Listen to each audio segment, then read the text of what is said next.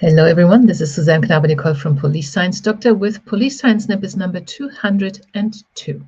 Police Science Doctor's purpose is to bring research findings in the fields of evidence-based policing, investigative psychology, forensic psychology, law enforcement research, police science to the practitioner.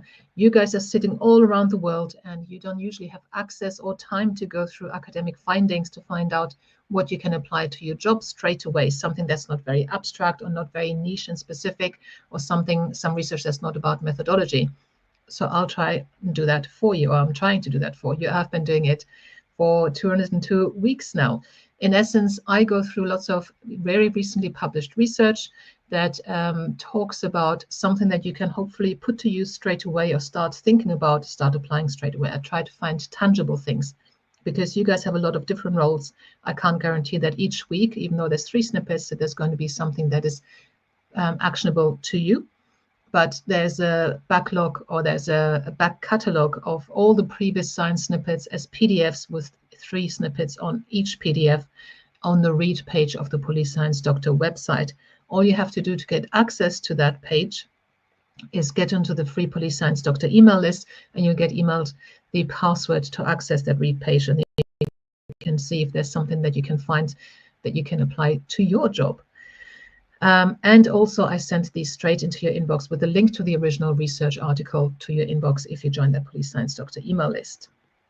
So the first snippet for this week is about who is violent in prisons. This study examined the characteristics of physical assault incidents against prison officers.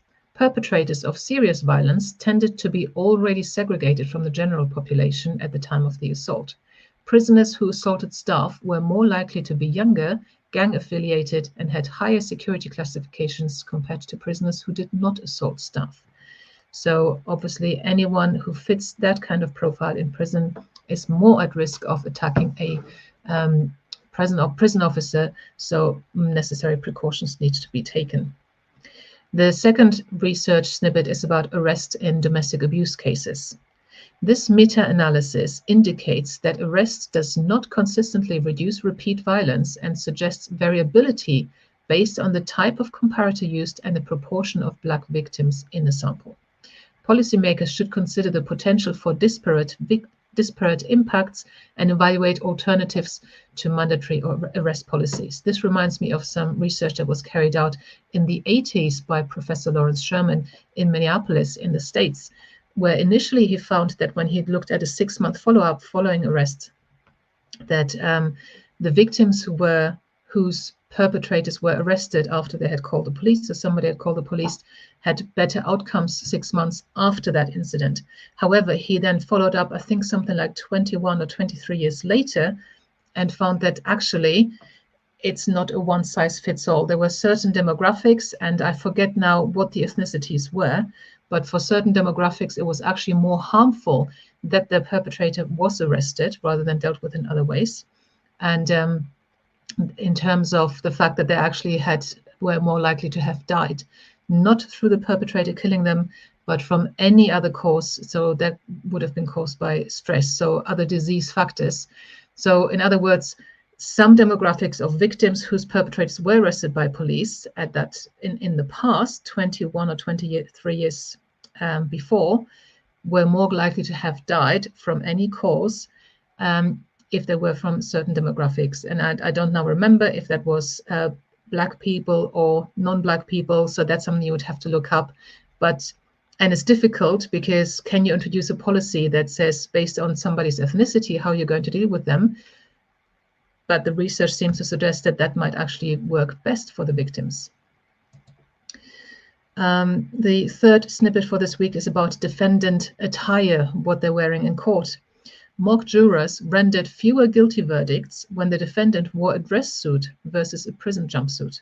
Mock jurors also held higher pro-defendant attitudes when the defendant wore a dress suit. Defendant aggression had an indirect effect on the relationship between defendant attire and verdict, such that formal attire led to the defendant appearing more calm, more clean-cut and well-groomed, which led to greater defendant sympathy and fewer guilty verdicts. So if you're a defense solicitor, always put your defendant into a sharp outfit, make them look neat, and whether that's in the best interest of justice, I don't know, but this is an interesting finding, I think. So that was it for this week. There'll be 3 more snippets next Tuesday via email if you're on the list, and also on these social media streams. So until then, thank you and bye-bye. Thank you for watching. I hope you found this content useful. You can get access to each episode's transcript with key learning points, timestamps, and references if you get yourself onto my mailing list. Just go to the main website on policesciencedoctor.com, and on the bottom of each page you will find a sign-up form for notifications of new content. Just enter your first name, your preferred email address, and the type of organization you work for. You will not get any spam. This is just for me to let you know about new content and for you to get access to all the transcripts.